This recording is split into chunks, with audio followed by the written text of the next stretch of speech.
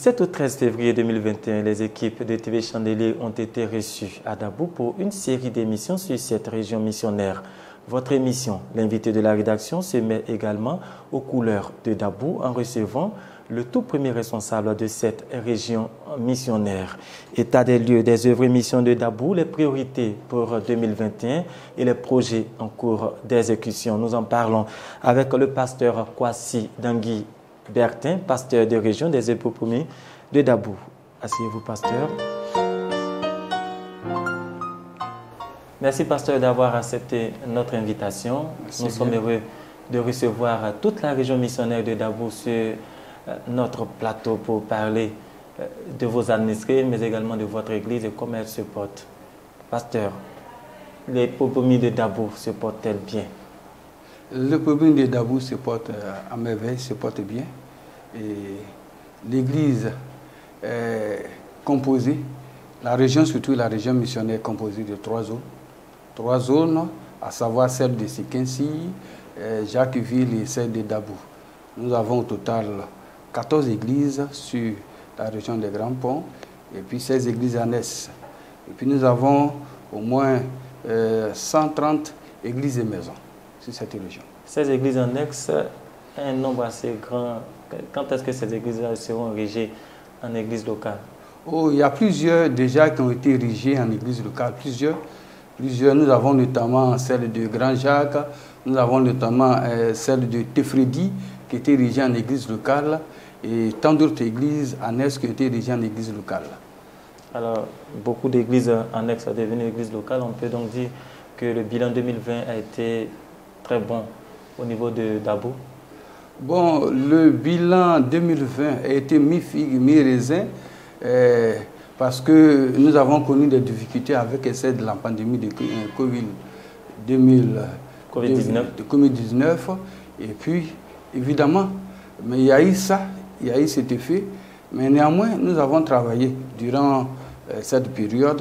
Nous avons travaillé parce que nous avons eu en moyenne 1800 personnes qui se sont converties, qui ont accepté Jésus, voilà, à qui on a annoncé la parole de Dieu. Et puis sur ces 1800, il y a eu 300 qui ont demeuré. Et nous avons eu l'occasion de baptiser au moins 60 personnes au cours de cette année 2020. Donc malgré cette situation, cette pandémie, néanmoins, l'œuvre missionnaire a été faite dans ces différentes localités de la région missionnaire de Dabou. 60 personnes qui demeurent dans l'église au cours d'une année qui a été particulièrement difficile. On peut donc dire que le bilan est bon. Et qu'est-ce qui a permis? Quelles sont les stratégies qui ont permis à l'église de Dabou de recevoir autant de personnes? Bon, nous avons mené d'abord, d'entrée, lorsque j'ai pris fonction sur la région missionnaire, nous avons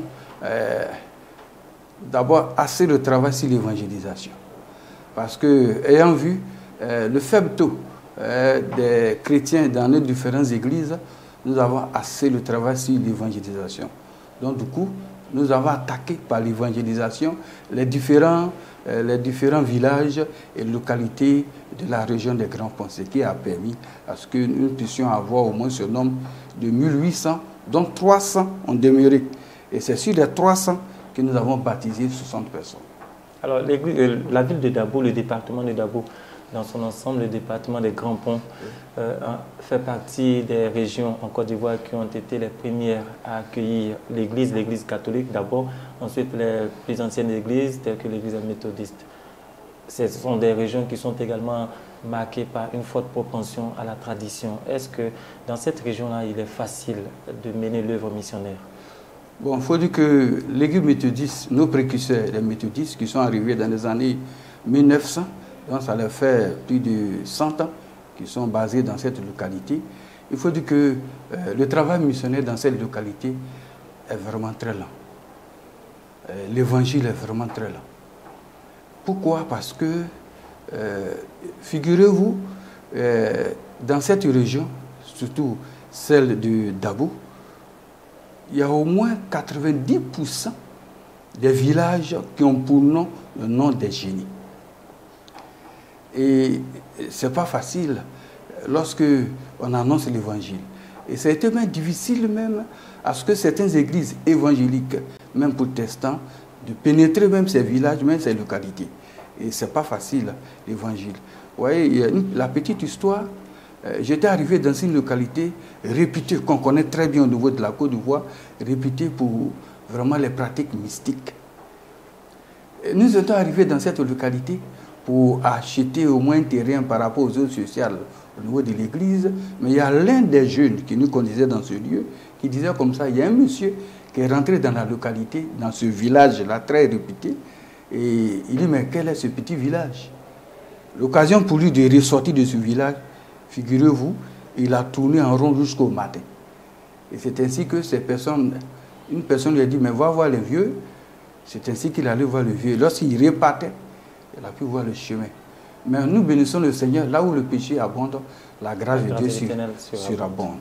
Alors, ce village est aujourd'hui pénétré par l'évangile, bien par sûr, nous avons dans ce village très réputé, nous avons créé une église annexe. Une église annexe où au moins nous avons au moins 7 personnes qui prient les mercredis et les dimanches. Alors, les ressortissants de Dabou voudraient bien évidemment connaître le nom de ce village et certainement que ça sera pour eux une occasion d'accepter Christ. Le village est appelé Akradjo. Alors, pasteur, quel est aujourd'hui le taux de couverture des villages de Dabou par l'église protestante baptiste Evo Mission? Nous avons 35 villages au niveau de ce département, mais précisément nous avons 16 annexes. Et pratiquement, lorsqu'on prend la voie depuis Dabou jusqu'en partant vers Sikinsi, nous avons le Obaf, nous avons Yassap, nous avons Yulil, nous avons Lopou. Lorsqu'on prend la voie à partir du carrefour du corridor jusqu'en Sulas pour aller à Laou, nous avons également Vieux-Badien, Ira, nous avons Nouvel Koussrou, nous avons, comment on appelle ça, Tiaba. Ce sont les villages où il y a l'église protestante baptiste. Oui, il y a l'église protestante baptiste Evo Mission. L'année 2020 a été, comme pour toutes les églises à travers le monde, une année assez difficile. Difficile déjà en raison d'une maladie, le Covid-19 qui s'est abattu sur le monde et qui a dû modifier nos habitudes culturelles. Comment est-ce que cette pandémie a été vécue au niveau de Dabou? Évidemment, nous avons, comme partout dans le monde entier, mais précisément à Dabou, nous avons ressenti ça durement parce que nous avons fait pratiquement près de 3 mois sans qu'on se retrouve dans les lieux de culte. Mais nous avons utilisé cette stratégie que notre Père à tous, le docteur Dieu, a initié, les églises et maisons. Et nous avons encore décentralisé ces églises et maisons dans les différents quartiers de la ville de Dabou. C'était fait également à Jacqueville, c'était fait également à Sikinsi. Mais nous avons, par rapport à Dabou, nous avons décentralisé dans les quartiers et on se retrouvait à un certain nombre dans les différents quartiers, au nombre de 5, 10 personnes, et on priait. Effectivement, ça nous a permis de maintenir la ferveur spirituelle et puis de maintenir aussi nos chrétiens. Y a-t-il eu des difficultés particulières quant à la mise en place de la stratégie des églises de maison? Il n'y a pas eu de difficultés particulières parce que bien avant que cette pandémie se déclenche, j'ai déjà entraîné ce peuple-là à se retrouver les soirs dans les différents quartiers. Et lorsque la situation est arrivée, c'était pour nous une mise en pratique des choses que nous avons déjà appris. Voilà, donc ça, on n'a pas eu pratiquement trop de difficultés. Et surtout que lorsqu'il y a eu la reprise, les chrétiens même ne voulaient plus aller dans les lieux de culte pour prier. Ils ont préféré rester dans les différents quartiers pour prier. Bon, on leur a dit que c'est normal, c'est vrai, mais c'est normal qu'on se retrouve dans les lieux de culte pour prier. Et puis encore, nous avons nos différents quartiers où on se retrouve les dimanches soirs. Alors, comment est-ce que les populations de Dabou ont accueilli et ont vécu cette nouvelle manière de vivre son culte? Bon, ça n'a pas été facile au début. Voilà, ça n'a pas été facile, mais ça cause de la situation. On est obligé à situation, comme on l'a dit, à situation difficile, mesure exceptionnelle. Donc, on a pris une mesure exceptionnelle, voilà, pour nous retrouver, pour pouvoir prier. Voilà. Mais surtout que là-bas, arrivé à un certain moment, il était difficile de sortir. Voilà. Il était difficile de sortir pour prier. Nous avons nos églises telles que Sikinsi, ou bien sur la zone sur les églises de Songon. Souvent, certaines autorités coutumières disaient à nos chrétiens on vous interdit on vous a dit de ne même pas prier dans les maisons. Et là, rapidement, j'ai touché les différents passés de zone qui rentrent en contact avec les sous-préfets, préfets de ces différents départements, même les chefs coutumiers. Effectivement, nos chrétiens, si on n'a pas l'occasion de se retrouver dans les différentes églises pour prier, mais quand même dans nos maisons, on peut se retrouver pour prier. Donc il a donc fallu appliquer une certaine diplomatie pour faire accepter la mesure sur l'ensemble de la région. Évidemment. Alors, est-ce qu'au cours de cette période-là, des chrétiens qui ne sont pas des œuvres et missions et qui étaient empêchés de se réunir ont rejoint leurs frères des œuvres et missions? Oui. Notre père à tous, le docteur Dion, est vraiment visionnaire. Parce que, je vous dis, à certaines communautés qu'on perdait assez de membres. Voilà, qu'on perdait assez de membres. Et bon, on ne sait pas si le malheur des uns fait le bonheur des autres, mais nous avons reçu plusieurs communautés, plusieurs chrétiens de plusieurs communautés dans nos différents lieux de prière dans les quartiers. Et souvent, certains sont restés. Donc on peut donc aisément dire que cette stratégie-là a quand même permis de maintenir le zèle de la foi chrétienne au niveau de Dabo. Au niveau de Dabo.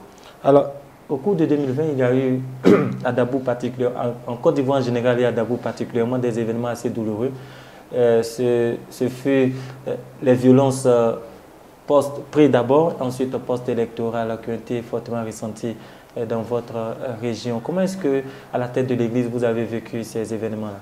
Bon, ça a été pour moi un peu difficile, parce que moi, pratiquement, il y avait certains QG, certaines pratiques à proximité de ma maison, donc j'ai fait pratiquement 4 jours sans sortir. J'étais confiné chez moi à la maison.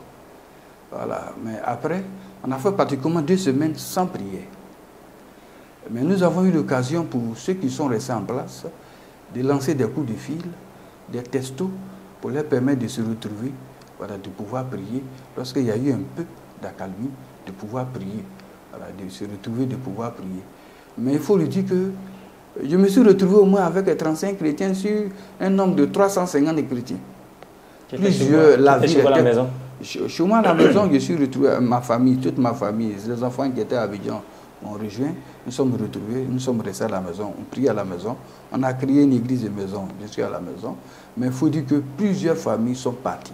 Et la ville était quasiment vide, la ville de Dabo. D'un bout à un autre bout, tu pouvais apercevoir, tu pouvais voir la ville. Carrément, les rues étaient carrément vides. Et pendant cette région, pour les chrétiens qui se sont confiés à vous, comment est-ce que ces chrétiens-là ont vécu ces moments-là? Est-ce que c'était dans la peur? Ces chrétiens avaient la foi? Comment est-ce qu'ils ont... Il faut souligner, il y avait la peur. Il y avait la peur. Il y avait vraiment la peur. Parce que, bon, nous avons eu la grâce, parce que ces événements-là n'ont pas beaucoup affecté nos chrétiens. Mais seulement ce qu'on pouvait remarquer ici, le visage des chrétiens, c'était la peur. Parce qu'on ne pouvait pas se retrouver pour prier. Et puis, bon, pour sortir même, pour aller, pour trouver de quoi à manger, c'était vraiment difficile. Voilà, il y a certains chrétiens qui sont restés dans certains quartiers et réputés. Voilà. Mais moi, en tant que pasteur, il y a eu l'occasion d'arriver et voir ces chrétiens. Voilà, on a vu des maisons brûlées, on a vu des corps, je sais ça et là. Voilà, c'était pas facile. Est-ce qu'à un moment donné, en tant qu'homme de Dieu, vous avez senti l'Église visée au cours de ces violences-là? Bon, l'Église n'a pas été visée parce que notre Église même se trouve, l'Église siège de la région, elle se trouve sur la voie qui mène vers là-haut. Donc, pratiquement un peu isolée, mais les choses de l'Église, les meubles autres sont restés intacts. C'est vraiment resté intact. Alors, vous avez parlé tantôt de ces églises annexes qui sont situées la plupart dans des villages. Est-ce que dans ces villages-là, il y a eu des dégâts à déplorer au niveau de nos églises? Non, nos églises n'ont pas été touchées. Nos églises n'ont pas été touchées. Effectivement, les chrétiens ont reçu des consignes que nous recevons de la part de nos responsables du siège. Donc, effectivement, nous avons transmis ces consignes-là aux différents pasteurs des églises locales et puis ça a été respecté. Ce qui a fait qu'on n'a pas eu vraiment d'accord avec les différents responsables, surtout les responsables coutumiers. Alors, les violences politiques sont passées. Finalement, par la grâce de Dieu, l'élection présidentielle également s'est passée dans un contexte plus ou moins apaisé. Est-ce que l'église de Dabo a mis du mal à se retrouver? On n'a pas eu du mal à se retrouver. Le contraire, on cherchait à se retrouver. Et lorsque nous nous sommes retrouvés, c'était vraiment la joie. Nous avons boué du matin jusqu'en vers le midi. Nous avons fait un culte vraiment de remerciement, d'action et grâce au Seigneur. On avait l'envie, la soif de se retrouver puisque nous avons mis du temps à ce qu'on se retrouve. Alors, nous sommes entrés de plein pied dans une nouvelle année, baptisée année de la visitation des anges par notre Père spirituel sous la conduite du Saint-Esprit. Cette nouvelle année, au cours de cette nouvelle année 2021, quelles sont les priorités pour l'église de Dabou? Bon, les priorités pour l'église de Dabou, d'abord c'est en matière d'évangélisation. On doit poursuivre le missionnaire par l'évangélisation. Et nous bénissons le Seigneur parce que nous avons reçu la visite des différents évangélistes venant du siège au nombre de 600 personnes avec nos chrétiens des villages et villes de la région de Dabou où nous avons eu l'occasion d'apporter l'évangile à la ville de Dabou. Donc notre priorité c'est l'évangélisation. Et secondo, nous avons un projet. On a déjà confectionné les briques, bâti un temple au niveau de la région, un temple de 1000 places. La dimension de cette région, parce que nous sommes en face de nos précurseurs, les méthodistes, qui ont vraiment de beaux temples, vraiment des beaux temples dédiés à l'Éternel, des temples qui font la fierté de Dieu. Donc on veut bâtir ce temple, un temple de 1000 places, et puis créer les œuvres sociales à grande échelle. Alors, pasteur, avant d'en revenir au temple et aux œuvres sociales, vous avez parlé de priorités en termes d'évangélisation. Vous disiez tantôt qu'au cours de l'année 2020, ce sont au total 60 personnes qui ont demeuré. Non, 300 personnes qui ont demeuré 300 personnes et 60 personnes qui ont été baptisées. Sur les 300, on a baptisé 60 personnes. Donc 300 personnes ont demeuré, ont accepté Jésus-Christ et ont demeuré au sein de l'Assemblée quand 60 nouvelles âmes ont été baptisées. Alors, en termes de chiffres, quelles sont les perspectives pour 2021? Bon, les perspectives pour 2021 des chiffres, j'ai dit au pasteur qu'il faut qu'on double l'effectif au niveau de la région. En 2020, nous étions au nombre de 1901 personnes. Donc il faut que nous soyons au moins autour de 3000 à 4000 personnes. Doubler également au niveau des églises et maisons. Nous étions en 2020 130. Il faut que nous passions au moins de 130 à 200, je crois, à 260. Voilà, donc voilà un peu. Alors, pour revenir au temple, au projet par rapport au temple, quelle est la capacité du temple de région, le temple actuel? Bon, le temple actuel, nous sommes sur un terrain qui fait 1500 mètres carrés. Un temple où nous avons tous les papiers. Et nous avons fait un petit temple, comment j'ai dénommé la chapelle, bien aménagé, mais c'est un temple provisoire que nous allons céder à notre jeunesse. Mais le temple, le grand temple, le futur temple, aura une capacité d'accueil de 1000 personnes. 1000 places. Voilà, 1000 places avec une mezzanine. Et puis il y aura une auberge au sein de ce temple. À côté de ce temple, il y aura des bureaux. Et puis une salle de conférence. Alors vous êtes dans une région où le taux d'alphabétisation est assez élevé. Nos frères des autres communautés ont pratiquement tous des écoles. Est-ce que l'Épebomi de Dabou prévoit aussi de construire des écoles baptistes? Effectivement, nous avons confié ce projet à un comité scientifique pour réfléchir par rapport à ça, la faisabilité de la chose. Nous avons au milieu de nous plusieurs enseignants. C'est une église vraiment des enseignants. On a des professeurs, on a vraiment des instituteurs, donc de réfléchir par rapport à ça. Pour l'heure, nous avons commencé, on veut commencer. Et on a déjà fait ce projet, nous avons finalisé ce projet. Commencer une boutique et puis un kiosque. Et ce comité est en train de réfléchir par rapport à une école de la maternelle jusqu'en terminale. Ils sont en train de réfléchir. D'abord, on a déjà vu un terrain, acheter un terrain, et puis commencer. Mais nous sommes en train de réfléchir par rapport à ça. Et c'est prévu parce que les méthodistes, ils ont une école primaire, et depuis la maternelle jusqu'en terminale, les assemblées religieuses, ils ont également un hôpital voilà, très renommé à Dabou. Très renommé, l'hôpital protestant de Dabou. Voilà, donc effectivement, l'église baptiste Œuvre Mission, nous avons en projet la construction d'un groupe scolaire de la maternelle jusqu'en terminale.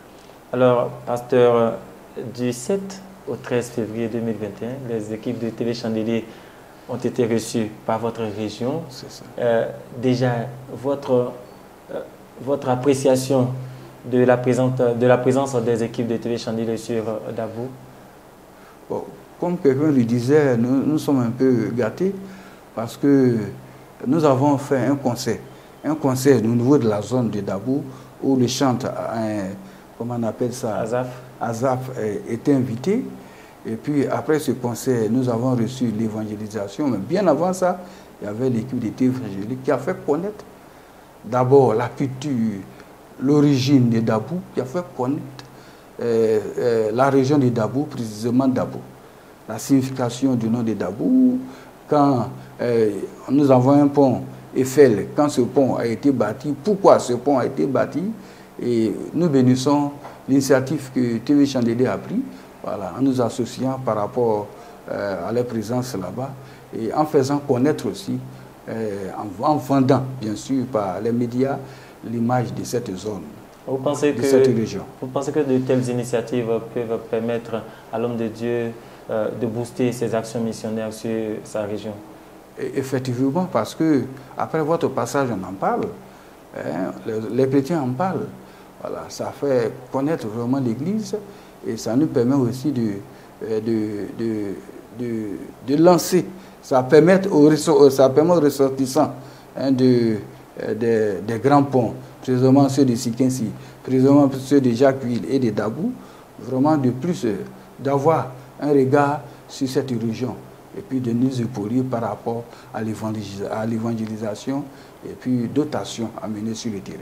Alors, pasteur, avant de poursuivre, permettez-moi de faire un retour en arrière pour parler encore de temple, de construire le temple, si vous, bien sûr, vous me le permettez. Vous avez parlé d'un grand temple en construction, un temple de 1000 places. Vous avez aussi parlé de 16 églises annexes et de 35 villages qui sont concernés par la région Epebomi de Dabou. Hormis ce grand temple qui est en construction, est-ce qu'il y a d'autres projets de construction des temples? Effectivement, bon, la particularité de cette région de Dabou, c'est que nous avons des terrains un peu partout dans nos villages. Et nous bénissons le Seigneur Sikensi par le truchement d'une ONG chrétienne. Ils ont réussi à bâtir des tabernacles. Vous allez voir que l'église de Sikensi, BCD, Sayue, l'église de Katadji, tout ça, ils ont des tabernacles, ils ont des temples. Il faut seulement monter des briques, voilà, pour que le temple vraiment se constitue. Et Jacquesville, on dit merci du passage à M. Yassé, voilà, le fils du président Yassé, qui est en train de bâtir un grand temple, au moins de 500 personnes. 500 personnes à Jacquesville. Et lorsque vous voyez ce joyau-là, c'est vraiment une fierté pour cette région surtout. Donc, nous avons des temples à bâtir et puis des maisons pastorales à aménager. Il faut que les maisons pastorales où habitent nos pasteurs soient vraiment représentatives. Il faut que lorsqu'on rentre chez le pasteur, on soit fier pour dire que cet homme-là, effectivement, il adore le Dieu qui est vivant. Alors, dans toutes ces régions, ou sur toutes ces églises qui sont concernées par des constructions de temples, est-ce que vous avez mis en place des comités de réflexion, comme c'est le cas au niveau de l'église de région? Effectivement, il y a un comité central, et ce comité central est piloté par le responsable C4 Tudor. Et il fait partie même du MC Dodge ici, au niveau de notre siège, et il a un regard sur les différentes églises qui sont en construction. Et ces pasteurs, surtout, font un recours à ce frère qui est aussi dans ce domaine de construction. Alors, merci, pasteur. Merci beaucoup. Le temps qui nous est imparti va vers sa fin. Nous allons vous permettre de vous adresser à vos fidèles de Dabou, mais également à toute l'Église à travers le monde. Je voudrais d'abord dire merci aux frères et sœurs de Dabou, à la région de Dabou, les pasteurs de la zone de Dabou, de la région de Dabou, par rapport au travail missionnaire, il faut dire que cette région, comme je l'ai dit d'entrée, n'est pas facile. Ce n'est pas facile par rapport à l'évangile. Mais ces pasteurs qui se sont suscités à la tête de ces différentes églises ont eu l'occasion quand même de travailler. Et vraiment, je voulais les encourager à persévérer par rapport à leurs missionnaires, de faire en sorte que leurs missionnaires puissent s'étendre dans ces différents recoins de la localité. Dis merci aux différents laïcs qui travaillent sur cette région des Grands Ponts, qui apportent, qui donnent de leur temps, qui donnent de leur argent pour permettre aussi à leurs missionnaires d'avancer. Et que vraiment le Seigneur nous bénisse et que le Seigneur les bénisse. Et les fidèles, les encourager à aimer le Seigneur et à s'attacher au Seigneur. Parce que cette région-là n'est pas une région facile. Comme je le disais dans une de mes prêches, si tu n'as pas une foi ferme, ce qui est sûr, tu feras l'objet des attaques des mauvais esprits. Parce que nous sommes confrontés là-bas aux mauvais esprits. Donc, j'encourage les chrétiens à s'attacher au Seigneur, à être fidèles au Seigneur, à aimer le Seigneur, voilà, pour permettre à ces personnes-là, voilà, de continuer la marche chrétienne et puis, bon, bien sûr, le ciel qui nous attend après notre mort. Donc, que le Seigneur nous bénisse. Et merci également à TV Chandelier. Merci pasteur. L'église protestante baptiste de Dabo, une région missionnaire dynamique qui a su tirer profit d'une année 2020 particulièrement difficile. Cette église est en plein essor par rapport au nombre de fidèles, mais par rapport également au nombre de temples qui sont en construction. C'est ce qu'il faut retenir de ce temps d'antenne que nous avons eu avec le pasteur Kwasi Dangui Bertin, pasteur des régions des œuvres et missions de Dabo. Cette émission, bien sûr, entre dans le cadre de l'initiative TV Chandelier à Dabo, qui s'est déroulée du 7 au 13 février dernier. Nous vous disons merci de nous avoir suivis et nous vous donnons rendez-vous sur les antennes de TV Chandelier pour d'autres émissions. À bientôt.